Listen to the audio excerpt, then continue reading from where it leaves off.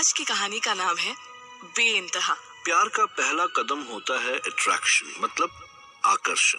जब दो लोग एक दूसरे से मिलते हैं तो सबसे पहले वो एक दूसरे के फिजिकल अपीयरेंस से अट्रैक्ट होते हैं, लेकिन अट्रैक्शन किसी भी वजह से हो सकता है, आवाज से या फिर किसी की बातों से या उनके बात करने के अंदाज से। वीर को एक ख्याल से अट्रैक्शन था, एक ऐसे लड़की का ख्याल जिसे वो कभी मिला ही नहीं था, उसने कभी उसकी शक्ल भी नहीं देखी थी। वो वीर के ऊपर वाले फ्लैट में अपने हस्बैंड राकेश के साथ रहती थी। सुबह जब उसका हस्बैंड ऑफिस चला जाता तो वो जोर जोर से म्यूजिक सुना करती। उसके खाने की खुशबू वीर के फ्लैट तक आती, कभी मटर पनीर तो कभी चिकन बिरयानी, कभी भरमा बैंगन। वीर ने ऐसे ही अपने दिमाग में उसकी एक छवि, एक पिक्चर बना ली थी। वो रोज सुबह उठता और उसके हस्बैंड के जाने का वेट करता। रोज वो गेस करता कि आज वो कौन से गाने सुनेगी, क्या सब्जी बनाएगी, और इसी तरह वो रोज ये चेक करने लगा कि उन दोनों की पसंद मिलती है या नहीं। जब वो ऊपर रस्सी पर अपने कपड़े सुखाने आती तो वीर को उसके बस चूड़ियों से भरे हाथ दिखते। वो चूड़ियों के रंग से ये अंदाजा लगाता कि आज उसने कौन से रंग की साड़ी पहनी होगी, या फिर वो साड़ी पहनती है या सलवार कमीज। वीर इस अनदेखी लड़की के ख्याल से धीरे धीरे प्यार करने लगा था। एक रोज रस्सी पे से उसका दुपट्टा उड़कर वीर की बालकनी में जा गिरा। उसने ऊपर से आवाज दी, एक्सक्यूज मी, मेरा दुपट्टा आपके बालकनी में गिर गया है, आप प्लीज स्टेयरकेस पे रख देंगे? जी श्योर। वीर के मन में एक बार भी उसे देखने का ख्याल नहीं आया। जब वो दुपट्टा रख के वापस नीचे गया तब उसने सोचा, अरे यार, मैंने तो उसे देखा ही नहीं। धीरे धीरे वीर का अट्रैक्शन और भी गहरा होता जा रहा था। उसने घर से बाहर जाना कम कर दिया ताकि वो उसकी आवाज सुन सके, जान सके कि वो क्या कर रही होगी। उसके दोस्त परेशान होने लगे कि आखिरकार ये इसे हो क्या गया। एक दिन उसकी बेस्ट फ्रेंड राधिका ने उससे बात करने की कोशिश की। वीर, चल क्या रहा है? तू इतने दिनों से हमसे मिल क्यों नहीं रहा? नहीं, वो बस मैं थोड़ा बिजी था यार। अच्छा, ऐसा क्या है जो तुझे इतना बिजी रख रहा है? ये राजस्थानी फोक है ना? हाँ, पर ये कौन है जो ऊपर सुन रहा है? पता नहीं राधिका, मैं नहीं जानता ये कौन है, क्या करती है, कैसे दिखती है, पर एक ना अजीब सा खिंचाव है उसकी तरफ। उसकी पसंद में कुछ तो है जो मुझे उससे जोड़ रहा है। ओह, तो ये चल रहा है इतने दिनों से? तो तू ऊपर जाके उससे बात क्यों नहीं कर लेता? पता नहीं यार, मेरी हिम्मत ही नहीं होती। आई थिंक वो अपने हस्बैंड के साथ रहती है। व्हाट? देख वीर, ये मैरिड लड़की से तो तू दूर ही रह, कॉम्प्लिकेशंस के अलावा और कुछ नहीं मिलेगा। हाँ यार, I think you are right. Veer ने अपने दोस्त से तो कह दिया कि वो उससे दूर रहेगा, पर क्या इतना आसान है? आसान होता तो उसे इश्क नहीं कहते। कई बार रात को उसका हस्बैंड जब घर नहीं आता था तो वो रोमांटिक इंग्लिश फिल्म्स देखती। कभी कभी उसके रोने की आवाज भी आती थी। वीर के लिए ये लड़की एक मिस्ट्री बनती जा रही थी और वो दिन ब दिन इसमें उलझता ही जा रहा था। एक दिन रात को उसका हस्बैंड आया। उसने दरवाजा खोला और अचानक एक जोर की आवाज आई, जैसे किसी ने किसी को जोर से एक थप्पड़ जमाया हो। वीर सोचने लगा कि ये थप्पड़ कहीं उसके हस्बैंड ने उस लड़की को तो नहीं मारा। वो इसी बेचैनी में बालकनी में टहलता रहा। अचानक वो दौड़ के अपनी बालकनी में आई और जोर जोर से रोने लगी। वीर रात भर उसकी सिसकियां सुनता रहा और उसने डिसाइड किया कि कुछ भी हो जाए वो कल उसके हस्बैंड के जाने के बाद उससे जरूर मिलेगा। कौन? जी मैं नीचे वाले फ्लैट में रहता हूँ। वीर नाम है मेरा। आपको कुछ काम था? जी आपसे कुछ बात करनी थी। अभी मेरे घर पे कोई नहीं है, आप बाद में आ जाइए। जी देखिए, मेरा अभी आपसे बात करना बहुत जरूरी है।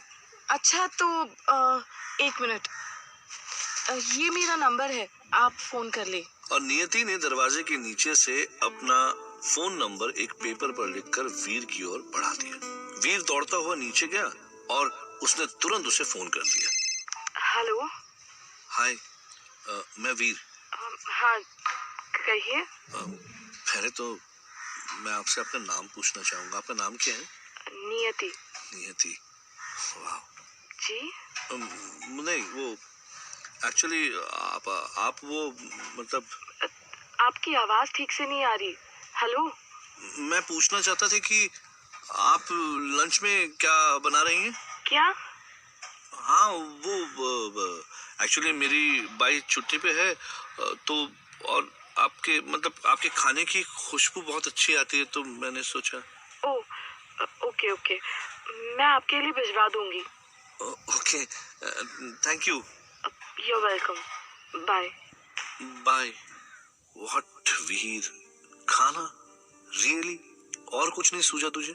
क्या कहने के लिए फोन किया था और क्या अनस्टैंड बोल दिया तूने? वीर की नियति को देखने की कोशिश तो फेल हो गई, लेकिन कम से कम अब वो उससे बात तो कर सकता था फोन पे।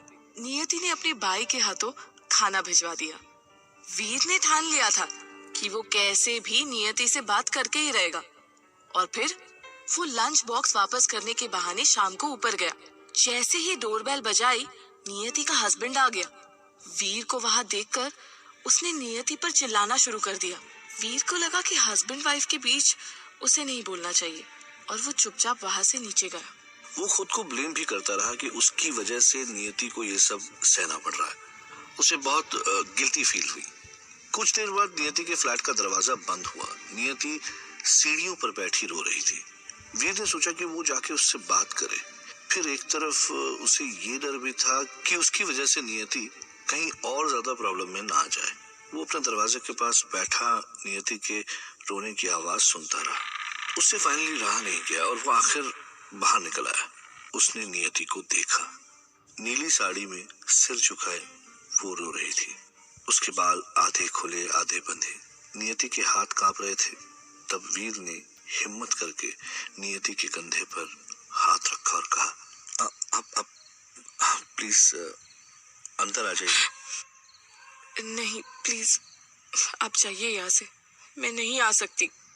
देखिए, जब तक आप यहाँ रहेंगे मैं कहीं नहीं जाने वाला।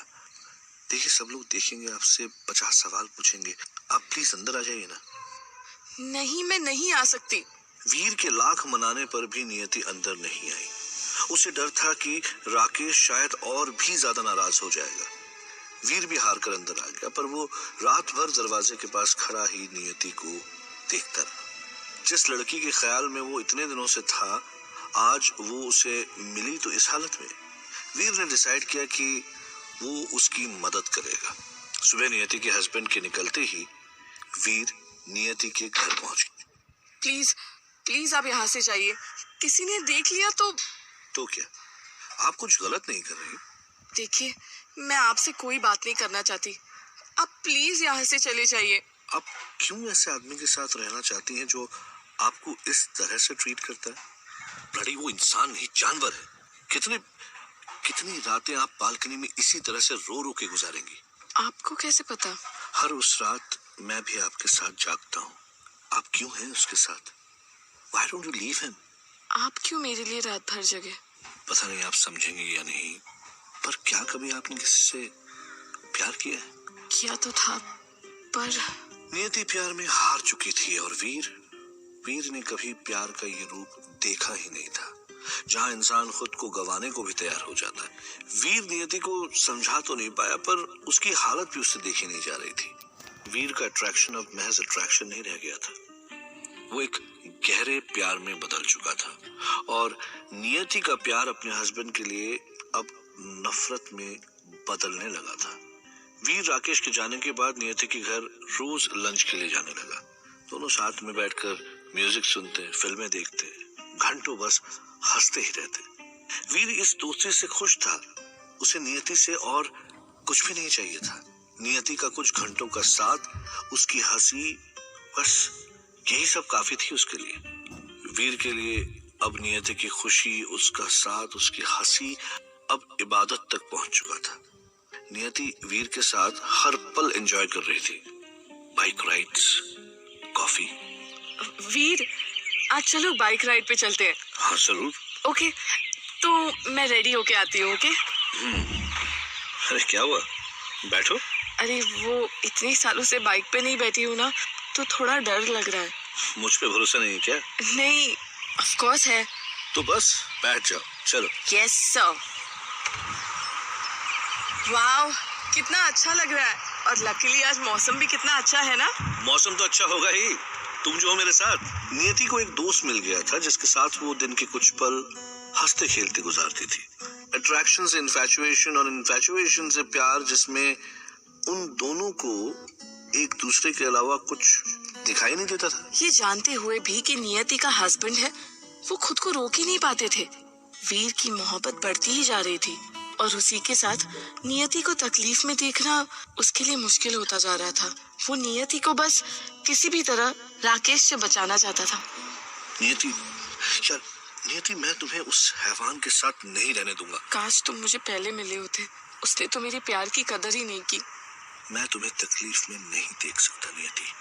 अब एक और आंसू तुम्हारे आंख से गिरा तो। नियति वीर का जुनून बन चुकी थी। वो उसके लिए किसी भी हद तक जाने को तैयार था। हर रात एक बुरे सपने की तरह उनकी जिंदगी में आती। दोनों बस इस तरह रात और दिन हंसते और रोते हुए गुजारते। पर कब तक वो अपनी और वीर की दोस्ती राकेश से छुपा पाती। उनका यूं बाइक राइड्स पर खुलेआम जाना, बाहर घूमना, कॉफी पीना, ये सब लोगों के नोटिस में आने लगा।